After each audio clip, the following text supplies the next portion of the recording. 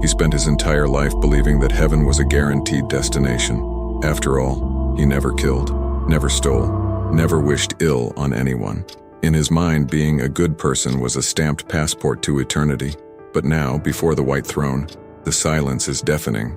There are no applause for his honesty, nor medals for his moral conduct. The angel before him does not ask about the crimes he avoided, but about the love he never gave, about the hand he never extended, about the life he kept only for himself. At that moment, he realized the most terrifying truth of all, that evil is not only what we do, but everything we fail to do. Do you consider yourself a good person? Be careful. What you are about to hear today may change your concept of Judgment Day forever. To understand what happened in that courtroom, we need to look back. Let's call this man Samuel. Samuel wasn't a movie villain. He didn't have destructive vices. He didn't frequent shady places. And his name was never in a police report. On the contrary, if you asked the neighbors, they would say, Samuel, a saintly man, an exemplary citizen. Samuel prided himself on his punctuality. He paid his taxes on time, tended his garden diligently, and kept his house spotless. He believed salvation was a matter of arithmetic. If I do no evil, the balance is positive. In his heart, he looked at the obvious sinners, the liars, the corrupt, the violent, and felt a quiet comfort. I am not like them, he thought, as he adjusted his tie to go to Sunday service. Yes, Samuel went to church. He listened to the sermons, nodded in agreement, and even contributed what was needed. But take a good look at his expression as he leaves the church. He would walk past homeless people and feel no hatred, but he also felt nothing. Indifference was his armor. He would see a coworker being wronged and remain silent, calling his silence prudence. He would see his wife sad, needing a word of comfort, but he was too busy being a good provider. For Samuel, love was an obligation fulfilled, not a shared fire. His life was a succession of no's. I didn't betray, I didn't steal, I didn't cheat. He lived a life of protection, building a high wall around his own comfort. He never realized that by avoiding sin, he was also avoiding surrender. He never realized that God seeks not only clean hands, but hearts occupied with others. Samuel was dying inside while his outward reputation shone. He was ready for heaven, or at least that's what his mirror told him every morning. But Samuel's routine came to an end. That good man, who prided himself on owing nothing to anyone, now finds himself standing on a mirrored glass floor, where each crack reflects not his face, but his soul. The white throne is not made of earthly gold, but of a light that does not blind the eyes, but burns away masks. Samuel feels a coldness that is not physical, but spiritual.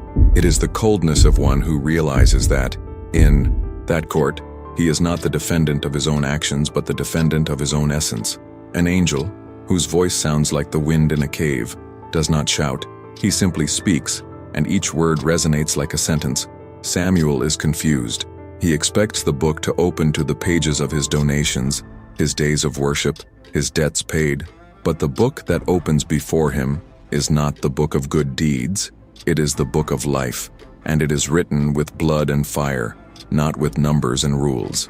The first account is not a breaking of a commandment. It is a breaking of love. The angel points to a winter afternoon. Samuel was on his porch, warmed by his own righteousness. At the end of the street, an elderly man struggled against the wind to carry shopping bags. Samuel saw him. Samuel felt no hatred, but neither did he feel compassion. Samuel felt laziness disguised as prudence. He thought, someone younger will help. It's not my concern. That, says the angel, in a voice devoid of any emotion, is negligence. The book then opens to another page. His family. Samuel was a good provider, but his wife wept silently for years, starving for a word of soul, for a touch that wasn't merely functional. Samuel was too preoccupied with his own stability to notice the emotional ruin of the woman beside him. For Samuel, love was an obligation fulfilled, not a life given. He didn't realize that, by avoiding sin, he was avoiding life itself. Samuel, trembling, tries to stammer, "But I never did anything wrong." The angel's voice cuts through the air, cold and clear. God doesn't only seek clean hands, Samuel. He seeks occupied hearts. What you are about to hear today may change your understanding of the final judgment forever. The angel closes the book. The sound is not a thunderclap. but a long sigh, like that of a disappointed father. Samuel looks at his own hands, hands that never fired a weapon, hands that never stole a penny, hands that never touched the forbidden fruit. But, in that light, he finally sees the truth. His hands were clean because they never touched the mud of another's pain. They were pure because they were always in his pockets, protecting his own comfort. Samuel tries one last card. I was prudent. I avoided evil. The answer comes not from a voice, but from a feeling that floods his soul. Samuel, prudence without love is not a virtue. It is cowardice dressed in a suit. The kingdom of God is not a refuge for those who were afraid to err. It is a banquet for those who had the courage to love. At that moment, the sentence was not spoken with words of condemnation, but with the weight of emptiness. Eternity is not a place for those who hoarded life, but for those who spent it in favor of others. Samuel is a parable, but his life is real. Perhaps you are watching this video now and feeling a dangerous relief. Perhaps you think, I am honest, I work, I do not wish harm. But look around you. How many opportunities to be the answer to someone's prayer have you ignored today? How many times have you called your indifference each to their own? The clock of eternity does not stop.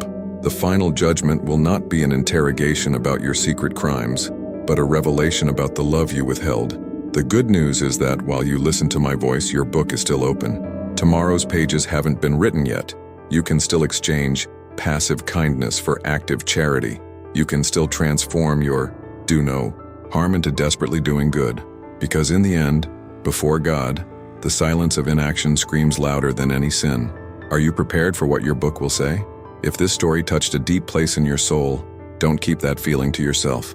Reflection is the first step towards change. Subscribe to the Judged Before God channel and turn on notifications. Here we bring not only stories but necessary confrontation so that we can arrive at that great day with a peaceful heart. Leave a like if you accept the challenge of being more than just a good person. And, most importantly, comment below. What act of love have you been postponing out of prudence? Your journey to eternity begins with what you do now. Until the next video.